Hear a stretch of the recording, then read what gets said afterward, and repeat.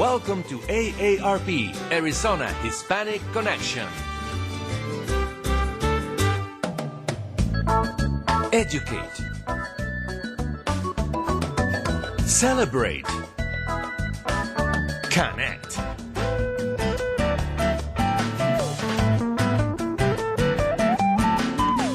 Arizona Hispanic Connection. Good morning, Arizona, and welcome to 1190 a.m. Arizona Hispanic Connection. David, good morning. Last week we had an amazing show, and we had our mural. It was a fantastic Saturday morning. For those of you that were not able to participate, by the way, this is Alec Suarez from AARP, welcoming everybody this beautiful Saturday morning. Today we have a great show that will talk about health, but just going back to last week, we had a great show, talked about education, the importance of bringing up our Latino students, in particular female Latinas, into areas of STEM, and careers that can bring us up, elevate our community in general. So that was a really important topic, and today's topic will be health. And last week we did the mural. We did the unveiling of the mural. We invited community in general to come help us paint the mural that local artist David Murrieta is doing for us on 7th Street between Portland and Roosevelt. So we'd like to invite everybody to stop by and take a look at this beautiful mural. It depicts Latino achievements. It has the image of Governor Castro, the image of Congressman Pastor.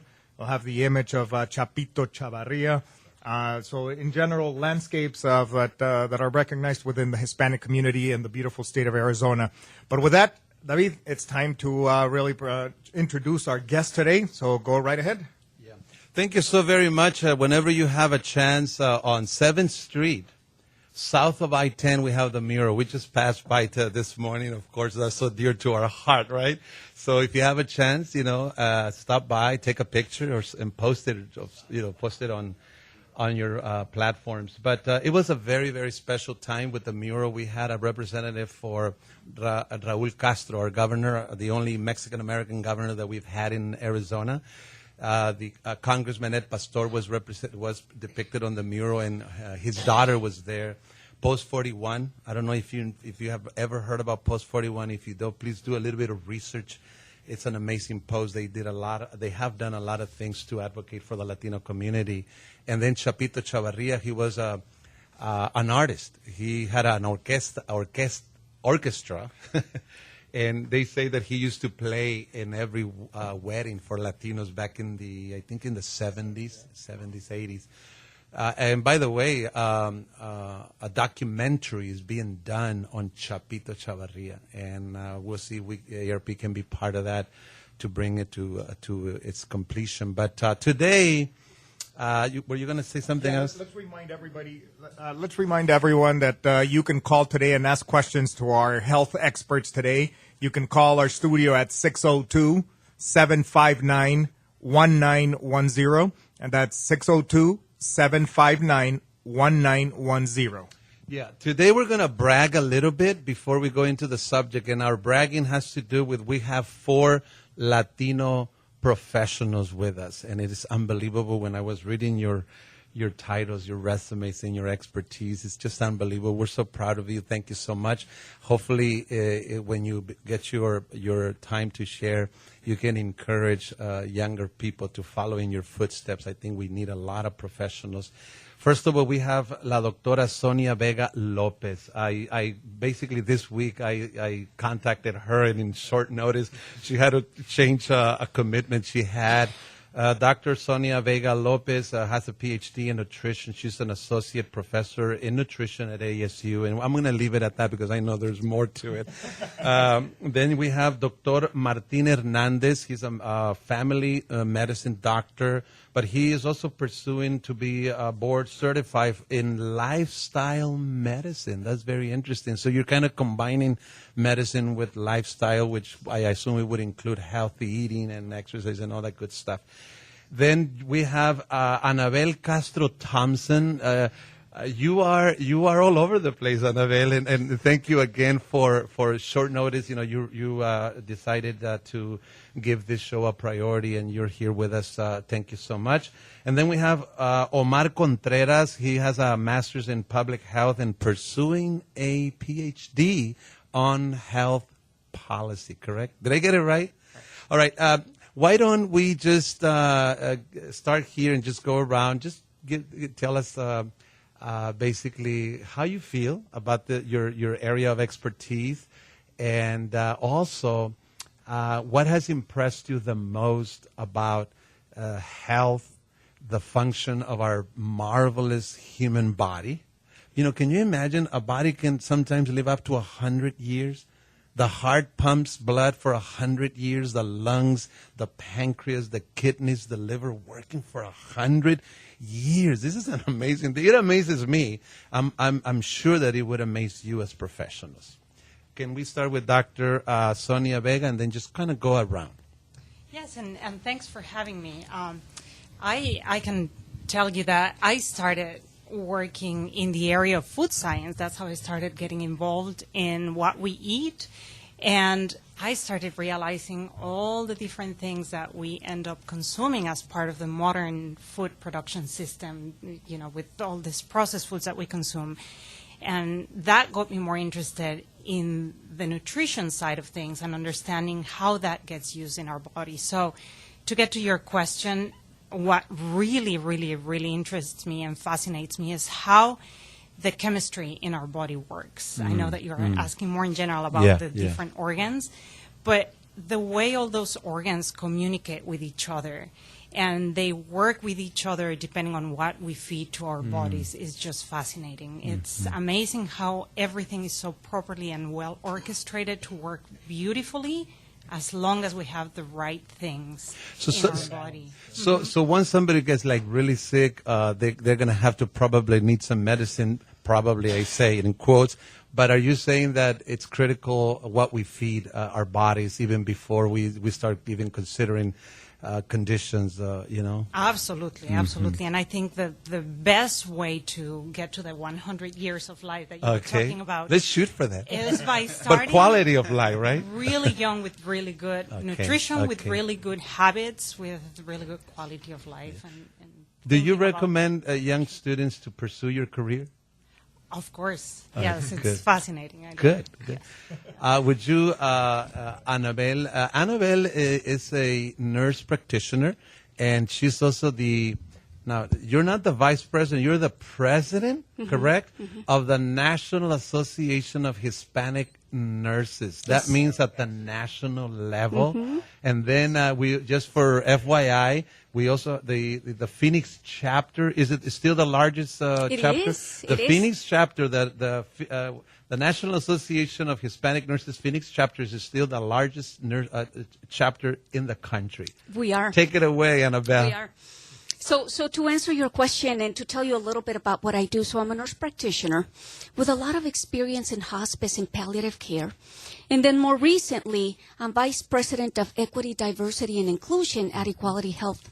And what that means when we're talking about this, when you're talking about health, when we concentrate on concepts of equity, it means how do we change the paradigm, the way we deliver health care to the Hispanic community so that we're actually giving them a very quality-driven service, one that actually focuses on social determinants of health, which are social factors that are part of the environment or part of the neighborhoods where we grow it. Let's break it down, because when we're on radio, you know, so people typically think that you get sick because you're kind of predisposed, you're wired, you were born with a genetic disposition, blah, blah, blah, blah, blah, blah.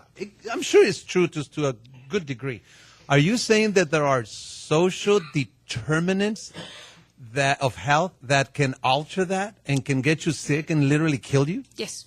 So what we know, there's a lot of evidence base now. There's a lot of literature. There's a lot of information that tells us your zip code is as important as your genetic makeup in giving you opportunities to be healthy. What do you mean by zip code? That means where you live? Where you live. Okay. So the place where you live, where you grow up, where you worship, right? The environment that surrounds us, the fact that you have grocery stores and markets where you can buy good Or you food. don't. Or you don't, Right. correct, is an impediment to you having good health. What if you're a patient that has diabetes and doctors or the healthcare professionals, nurse practitioners are always telling you, you have to lead a healthy lifestyle, but I don't have the money to go to a gym.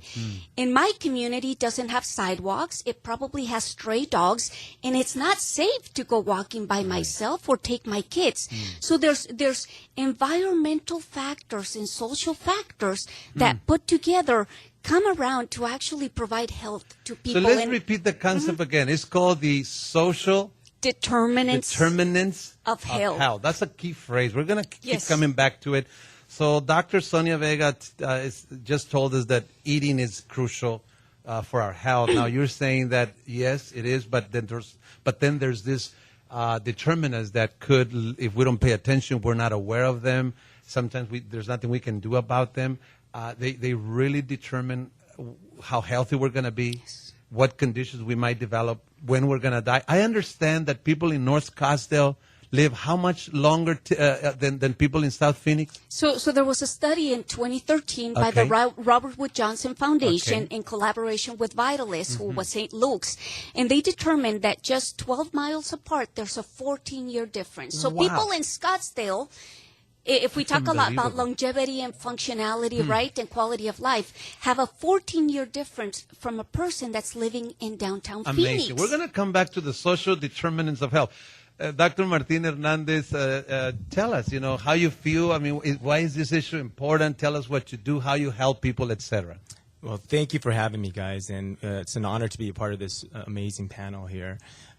Well, to me, this is pretty much my passion. This is why I went into medicine. I was born and raised in Los Angeles, California. My mom comes from Sonora, Cananea. My dad is from San Antonio, Texas, a Vietnam veteran. So I was the first and only one to go to college in my family. So I packed up my bags in search of my dream. I was in the back of my dad's pickup truck. Was it difficult to be the first one to go to college in your family? It was. But I'll tell you what, my story, I love to share it because if you have one thing, and that's the one thing that I always come to the table with, is ganas. And that's what I teach my patients. You can do anything with ganas. And so I pretty much went into medicine I didn't know at 18 to make a huge impact, and the impact today is health and wellness. Yeah. So recently I went to Harvard to do a course in lifestyle medicine in May of 2017. Phenomenal 3 days of my life. And currently in October, I'll be doing my board certification in lifestyle medicine. I'm one of only 200 doctors in the world.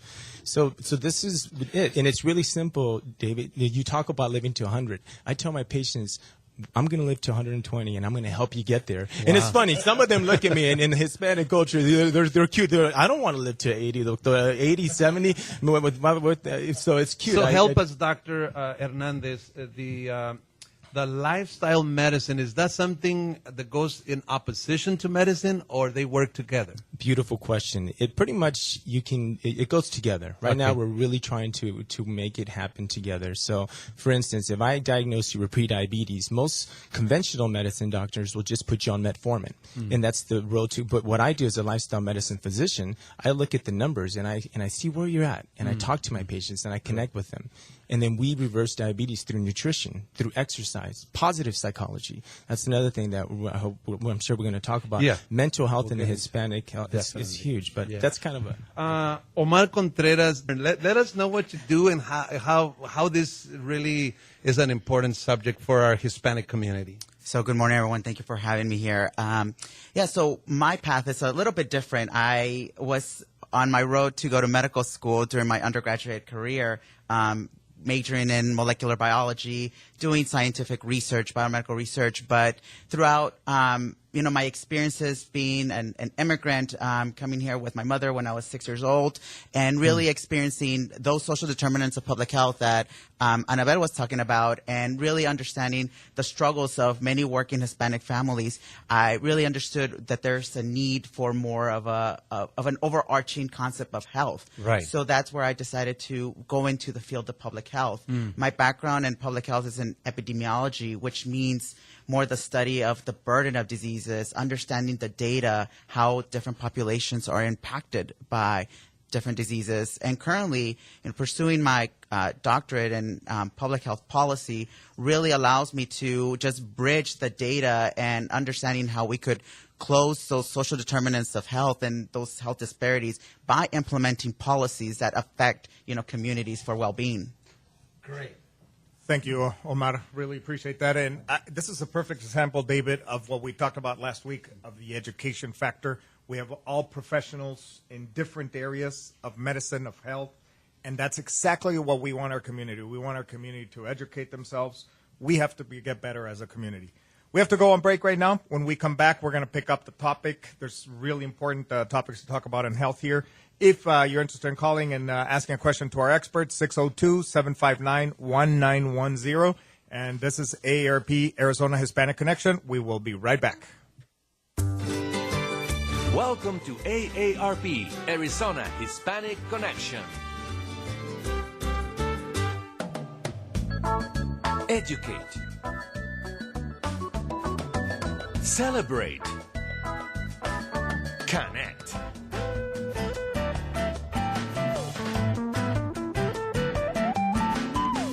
Arizona Hispanic Connection. Welcome back to 1190 a.m.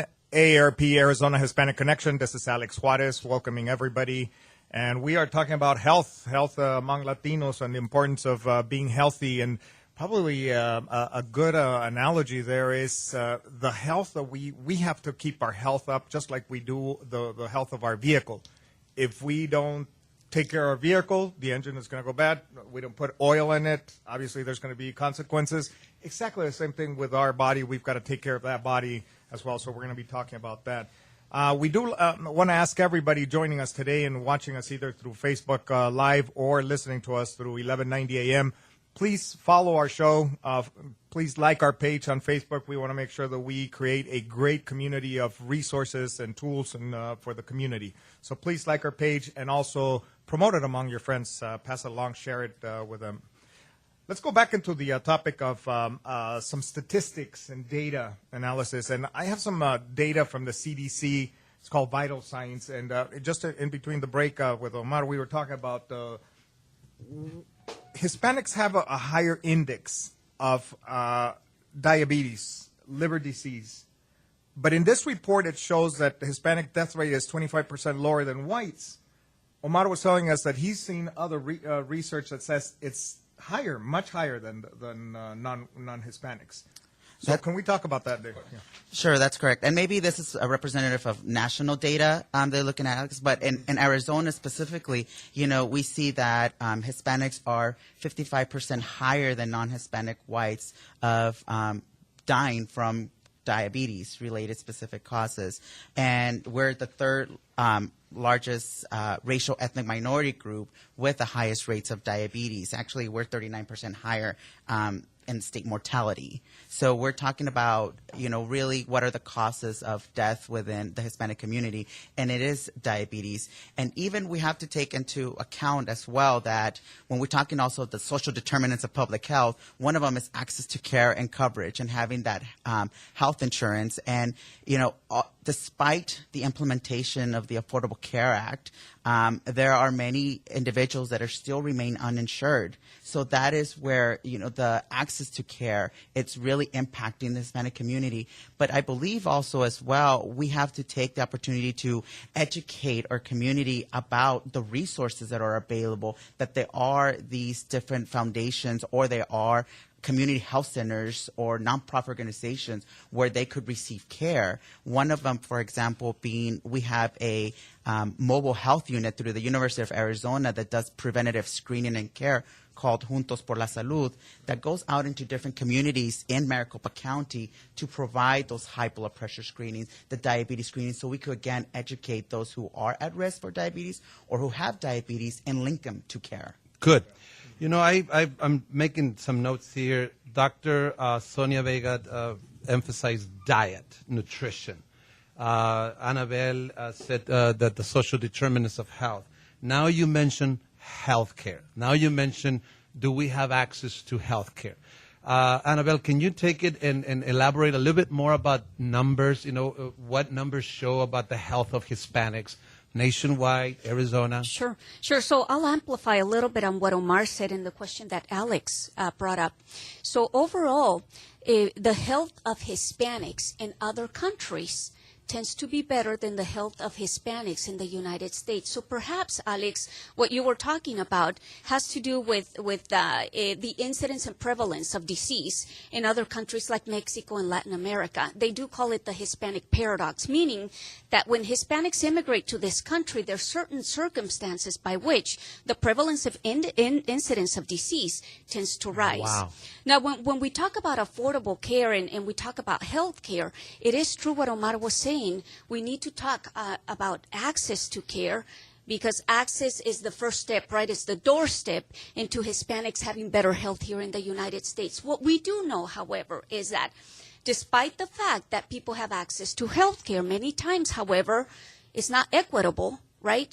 Healthcare given is not always healthcare received, particularly with the Hispanic community. Can you elaborate that? What does that mean? Sure.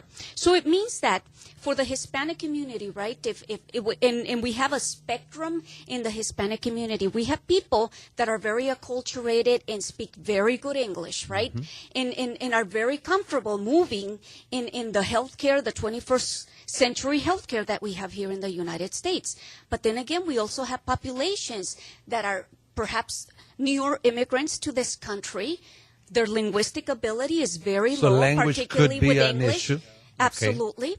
We all know, all of us sitting here, that navigating the healthcare system in the United States is very difficult, even for people that are very educated. So does that mean that if there's a language barrier, they're not going to feel comfortable or even being able to relate to the doctor what's going on with them, kind of? Correct. Okay. And then the other thing that we don't do very well here in the United States is that the primary care providers that we have in the United States do not mirror the population that we're serving. What does this tell you? Hispanic nurses make up less than 4% of the general nursing population. I think on the physician side is less than 6% or less than 9%. I can't remember it off the top. So again, there tends to be a person feeling more comfortable to relate if the professional taking care of them looks like them, maybe speaks their language, yes, etc. and takes into account their values, their beliefs, their cultural preferences, David, when they're talking to you. It's not judgmental, and they can deliver better care because they understand your culture. And this is widely documented in So the that only literature. puts more pressure, burden on us to produce more professionals. Absolutely. That's key. That's key, okay. because that's what happens when patients come to me. I've been doing this since 2004. Patients, they see my last name Hernandez, and they come and they have a list of things that they want to cover. And the current location where I'm at, there's several Hispanic physicians, but two of us, we're the ones that are seeing the majority of patients. We see a lot of access, so just they have the ability to come to us, but they choose not to, because it's just trying to educate them that, hey, it's important to come to see us to prevent diabetes. Don't just come to us for colds. Don't just come to us for when you need a work excuse. Wait, you mentioned the word prevent. Yes. So that has to be a big key, prevention. Yes, it's huge.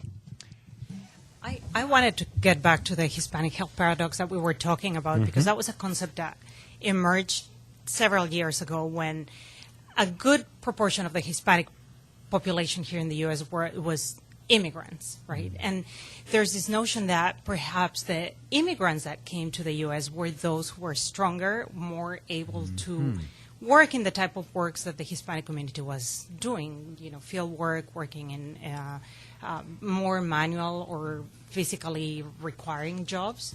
And therefore, it's possible that those who immigrated to the U.S. were healthier than those who stayed in their home countries.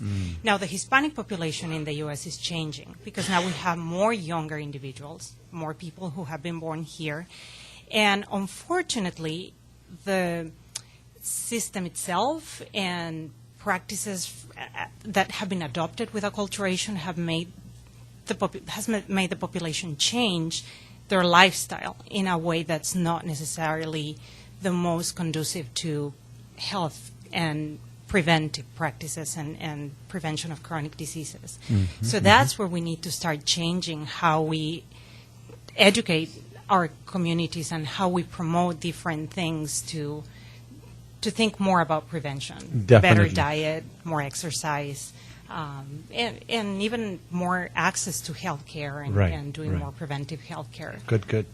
Omar? Yeah, most of our work within the diabetes program at the Arizona Department of Health Services is focusing on prevention and focusing on developing programs and implementing programs that do focus on the prevention, for example, of diabetes, heart disease, obesity, and any other type of chronic diseases that impact the Hispanic community. But you're right.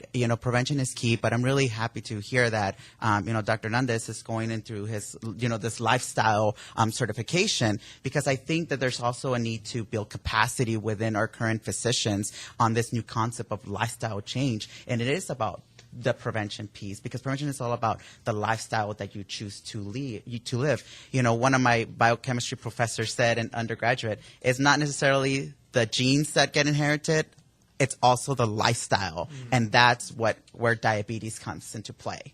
Yeah. And Omar or Dr. Hernandez or any of our guests, this question goes to any of you. What are we seeing in changes with our youth, our Hispanic youth? Are we seeing higher indexes of chronic diseases like diabetes in younger kids? And in particular, I'm asking this because I see with the millenniums, they're always on either on the computer or their games, etc. It's not the generation that maybe we grew up and playing outside, running around, doing different activities. Do we see that higher index? Well, at the front line, which I call, primary care, we see it. So I'll give you an example, Alex. Hypertension and metabolic syndrome. Yeah, these are diseases that we normally wouldn't see until 20, 30 years, 40 years of age. Now we're starting to see those at the age of 12, 13, 14. Another simple measurement that I do on all my patients is abdominal waist circumference. So if it's 40 inches in a male, that's where you're at risk for metabolic syndrome, type 2 diabetes. 35 inches for females at the best. So we're starting to see that in children. I have children that have like a 45 inch. And in BMI, we look at percent BMI. Pediatricians, we see those numbers as far as if you're over 90% on your BMI and 95%, then those are risk factors that. But what happens is as kids get older, they don't come to the doctor that often. So we're really good as parents. My wife's an OBGYN. So babies, when they're born, we're really good about getting them there for the 2-week, the 2-month. But guess what? We start to lack once it gets to the 10, to the 11, and especially 15, 16, and 18. It's all about prevention. Right. Can I tell you a little bit about social determinants of health and how the environment is affecting the health of our young children? So low-income, poor Latino children in Phoenix incur disproportionate exposure to air pollutants, pesticides, and toxic industrial chemicals.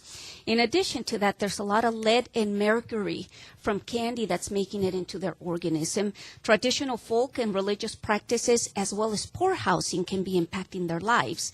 Now, from an environmental standpoint, we know that the Latino children have higher rates of asthma. There's actually a lot of diligence being done right now by public sector because we are seeing dramatic increases in children.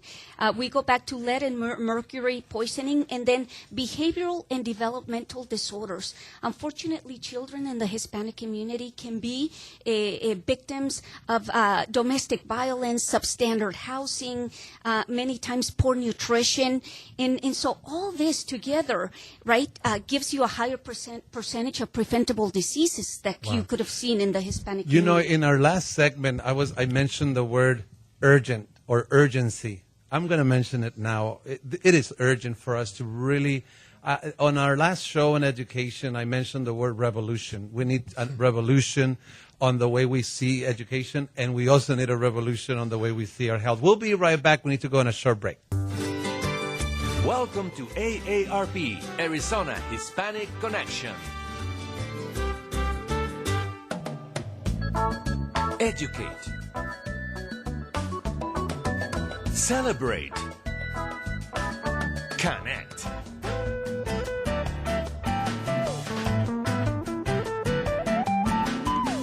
Arizona Hispanic Connection.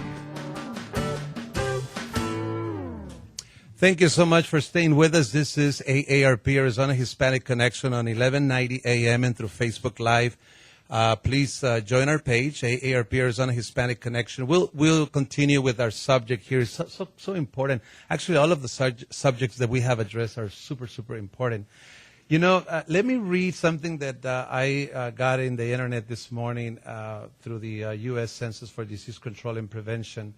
It says that if we eliminated 3 risk factors, we would have huge results. And it says that the 3 risk factors are poor diet, inactivity, and smoking. And that would eliminate 80% of heart disease and stroke, 80% of type 2 diabetes, and 40% of cancer. That's amazing. The risk factors, and we want to thank Jose for calling. While we were on break, he called, and we are going to be addressing his question. So a diet, something that we can do, something that is within our control. What can we do to better our health? Dr. Sonia Vega Lopez. Yes, and I'll try to be brief because there's so much we could be saying about this, but let's just keep in mind that the environment in which we live is full of opportunities for us to eat the things that we shouldn't be eating, right? There's fast food at every corner, candies super available, junk food that's really easy to access. So those are the things that we know we shouldn't be consuming. Probably the major the major dietary problem that we have is the high intake of sugar that we're seeing. So the one thing that's relatively easy to do and fast to start doing right away is stop consuming drinks that have sugar in it. Kids are consuming a tremendous amount of sugar. For some people, 25% of the calories that are being consumed come from sugar, just sugar itself. Wow. And most of the foods that are rich in sugar don't have anything else that would be beneficial to our health. It's mainly... So just feeding the taste, but no nutrients to the body. Especially if those are beverages. Wow. Soda, flavored drinks, sweetened coffees. Those are now fancy and so common. So those don't do any good to our health. Instead, we could try to drink more water and get more foods that will give you more nutrients with them, more fruits and vegetables. And if we go to the traditional foods that we brought from our own culture, right? Foods that tend to have a lot of vegetables in them. Think about calabacitas con queso and corn. There are so many things that are just so good. Just go back to the traditional practices. Don't think about Mexican food, for example, like what you see in restaurants, that it's basically tortillas with loads and loads of cheese. No, there's so much more that we can consume and incorporate fruits and vegetables to the diet. Dr. Sonia, with sports drinks, how bad are sports drinks? Because a lot of the kids that are doing exercise and all that, they buy their sports drinks. How bad are they? I'm not going to say the name of them, but sports drinks are not necessary for 99% of the people. They were designed for athletes who have a very high demand of electrolytes and sugar while they are being active in very high demand activities. So they are not necessary for people who are just doing day-to-day activities.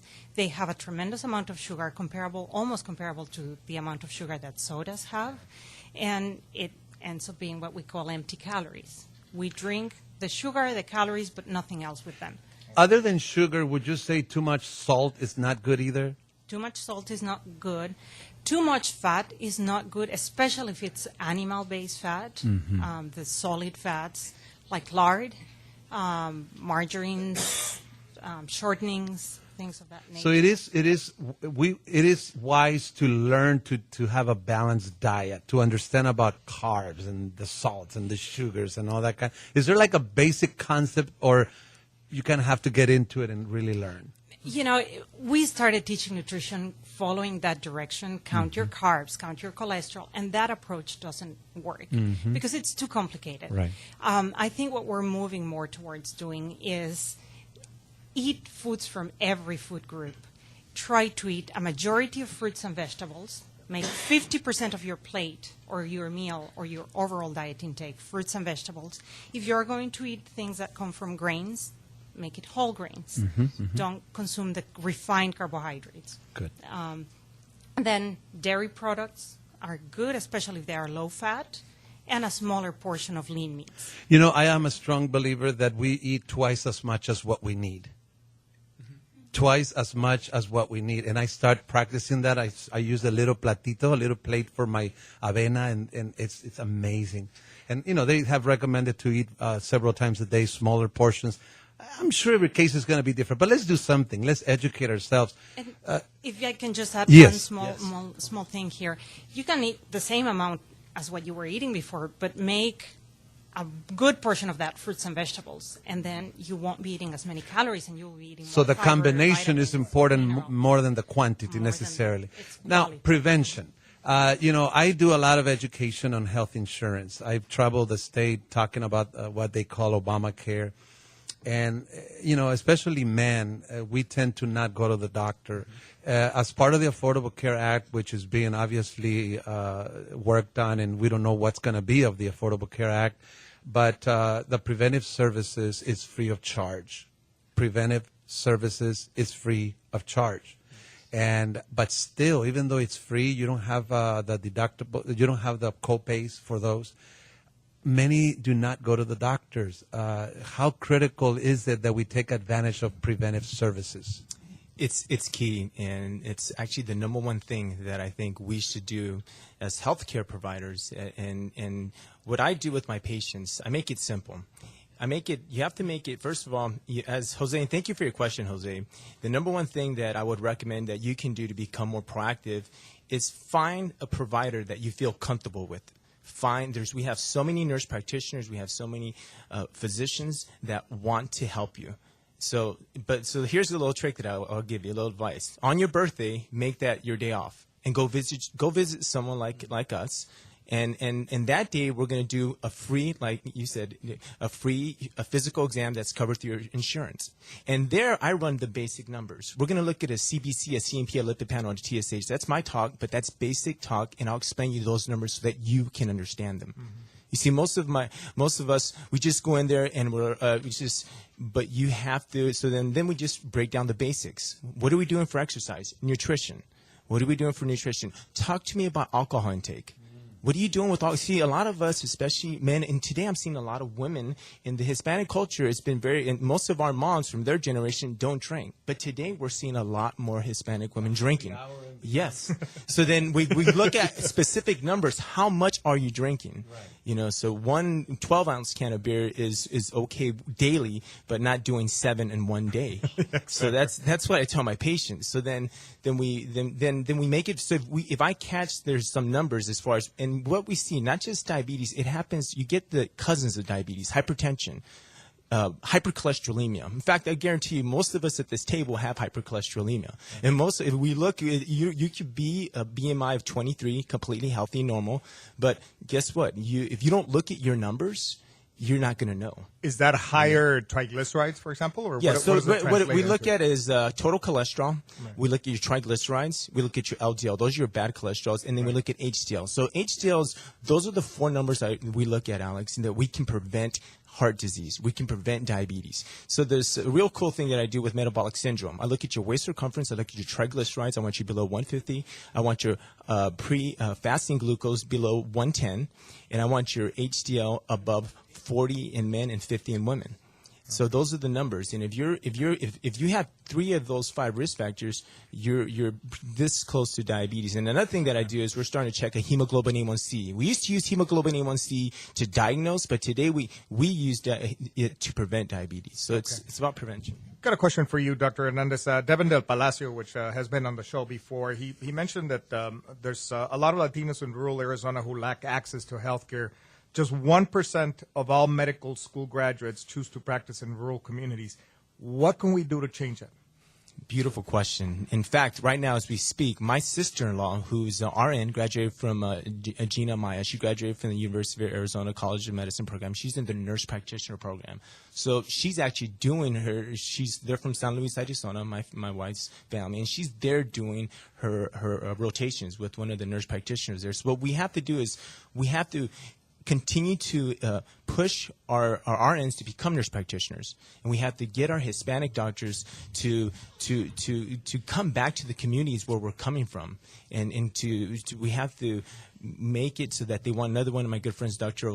Ricky Ochoa, he had the opportunity to go to San Diego, but he stayed in Yuma, and I'm very proud of him because he's doing a lifestyle medicine program in Yuma, and he's one of my heroes. He really is. He and I trained together, and so these are the stories that we have to let people know that, hey, we have these amazing people out there. Let's use them. You know, I really hope that this platform serves as a convener to convene these issue experts and do more. We have a call. Jose, are you on the line? Yes, I am. How are you doing, guys? Really well. What's your question? Thank you for calling. Well, first, I want to thank you for the great program. We need some of those every day, kind of. Well, my English is my second language, so excuse my accent. Not a problem. Okay, so basically, where you guys, I was just driving because I'm a delivery truck, so I deliver a lot of stuff. And you don't know how much problem I have in reaching the good food, because every corner, instead of a new stuff, they open new Burger Kings, new Jack in the Box. I mean, you name it, I know it. And I'm all over the town. I said, oh, new Burger King. Wow. You go through the drive-thru and then, you get satisfied because I think I deserve it. I work too much. Oh, I can get a burger with the fries and all that stuff. But not until lately that I was listening to the program right now. I'm going to have a quinceañera in the next couple months. And nothing fits on me. I'm like, what the, I work every day. What is going on? Well, everything's on the foot for reals. Yeah. So we're not drinking enough water. That's another problem. Especially me. Like, if it's not too hot, we don't drink water. So thank you for the show. I'll listen to the radio. Thank you, Jose. And we are going to go on break, and then we're going to address some of your comments. Thank you so very much. Actually, you deserve a gift. You're the first caller to this platform. Yes, we will be back. Stay with us. This is AARP Arizona Hispanic Connection. Welcome to AARP Arizona Hispanic Connection. Educate. Celebrate. Connect.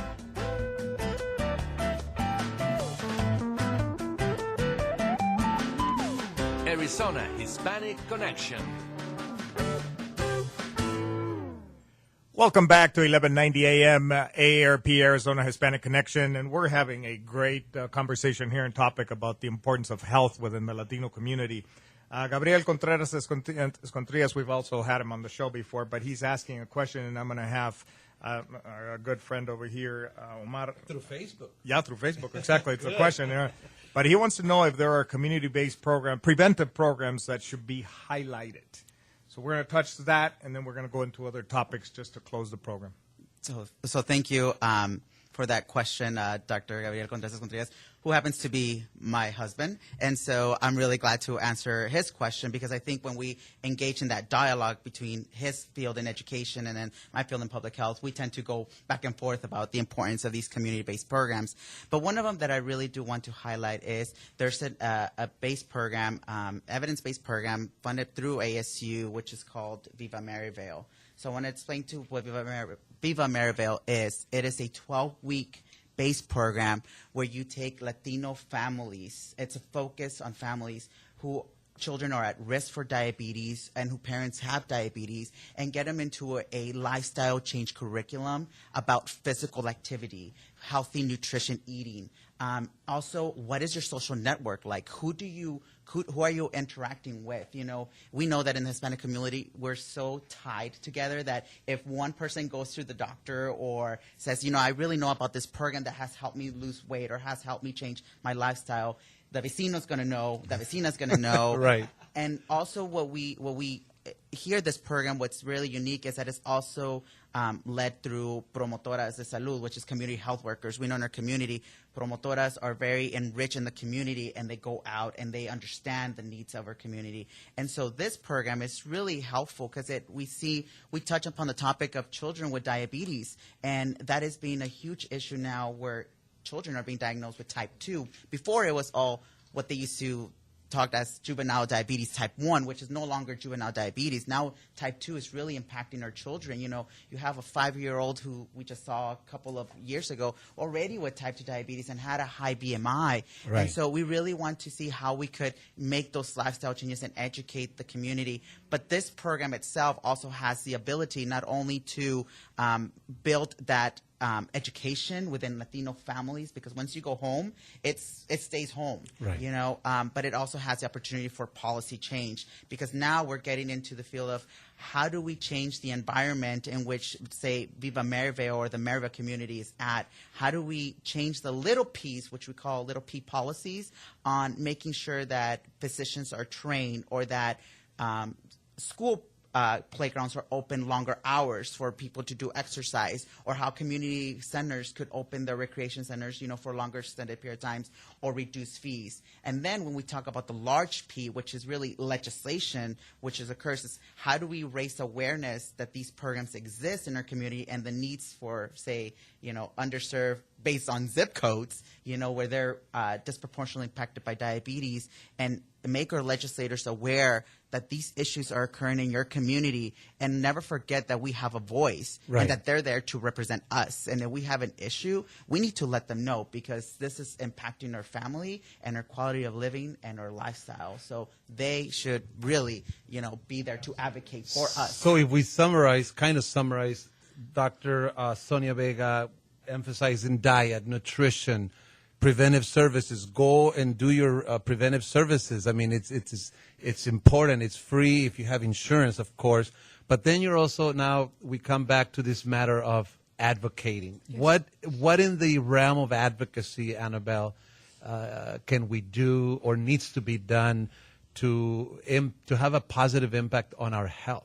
So I'll go back to the question that one of the callers asked, David, and he was saying, you know, I look around, and in every corner we can find a fast food place, right?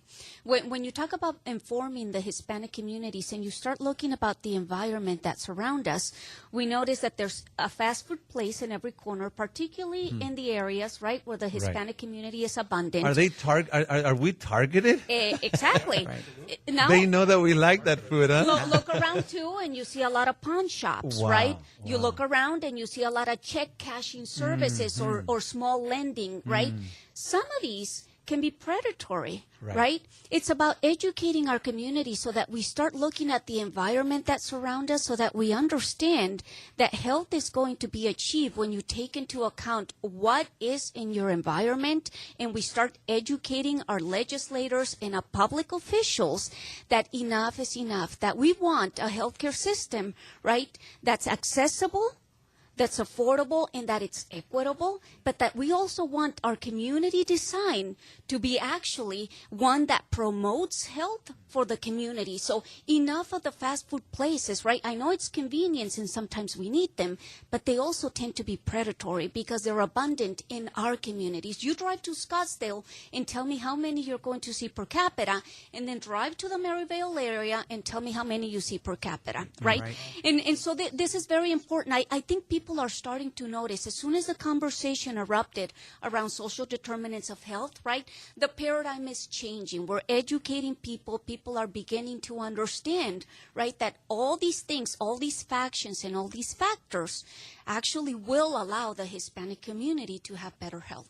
You know, I see a very important component to our conversation as we come to a close. There is a lot that in the policy arena that needs to happen, but then there's also a lot of things that we can take control of.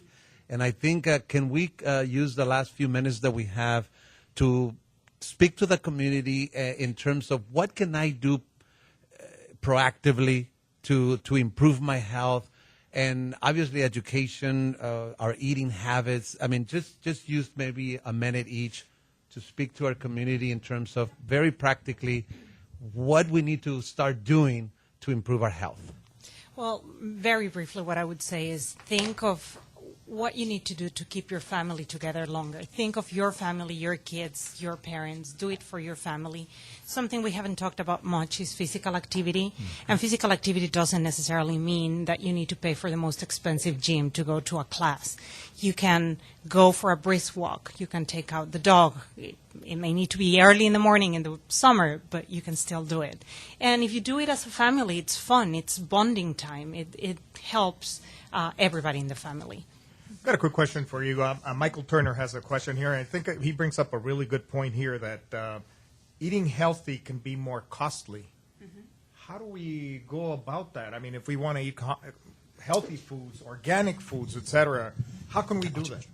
Be mindful of the time, so kind of keep it brief, please. Briefly, I just want to say there is actually a study that was done where you can actually eat a healthy meal and feed your family for about $20. Does that sound right? It's for a healthy meal. I think it's actually a week of enough food for a week. So it's a myth. It's a myth. And you can really, if you go to Sprouts, if you go to, I help with the shopping in my family. If you go to Fry's, I mean, to eat healthy, think about what a 6-pack or a 12-pack of beer costs. Think about what alcohol costs. Think about what tobacco costs. Yeah. So budget, huh? It's important to do a budget also. And it may take a little bit of planning so that you take advantage of sales, you take advantage of seasonal foods, you take advantage of leftovers that you can still consume and utilize in your house, but it is doable. It's a lifestyle change. Exactly. We've got to get that mindset that we're going to eat healthy, and we can do it. We can put it within our budget. Yeah. Okay, very good. Anything that you want to add in terms of what you want to say to the community, what we can do proactively that we have control of? I would say from a broader standpoint, we need to unify. The Hispanic community has to come together and have more programs like this, David, where we're educating the community, not only about what we know is already intrinsic in the community and about disease process, but the next phase, right? So now that we know, now that we're educated, how do we start advocating for ourselves so that we can have better communities? I'd like to see more of that, and congratulations on what you're doing. Thank you. Thank you.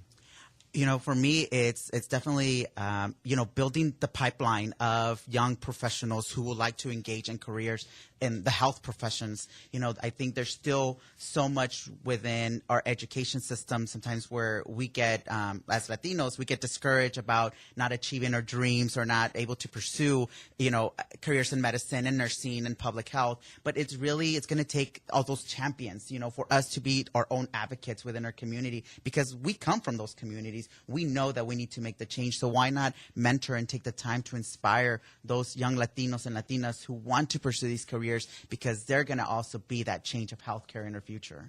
And be ready. I was born in Mexico, came to the United States when I was 12 years old, and AARP has been the best thing that has happened to me. It's like a university to me. And I can say that I am now a player. I used to be on the bleachers, and all of a sudden I woke up to the reality that I am an American, I live in this country, and I began to play the game. And I believe that's what we need to do. We need to stop shouting and cheerleading from the bleachers and start playing the game. So this is the thing, become players and I like the fact that we do this as a family, but don't forget, we depend on ourselves. So at the end, you have to make the right choice when it comes to food. You have to get up to do the exercise. You cannot make excuses. And if you want it, you can live to 100 in 100 solid years, but it's up to you. Excellent. Wow, this has been an amazing show. We are so happy, and just wait. I think there's a lot to do. We're going to be using this platform. I wrote on my page here the word summit, brainstorming. We need to have sessions where we come together to brainstorm, to see how we can connect, how we can support, how we can educate. And we just need to do that. Alex, we're coming to a close. Excellent topic today. We want to thank our guests for being here today. Thank you so much for joining us. We want to thank everybody on Facebook Live, also those listening on 1190 AM. This is AARP Arizona Hispanic Connection. And next week, David, what's our topic? The life and work of Raul Castro. Great show. Thank you so much for joining. Have a great weekend.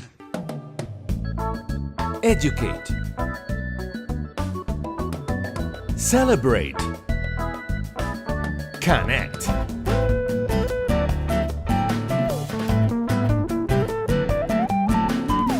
Arizona Hispanic Connection.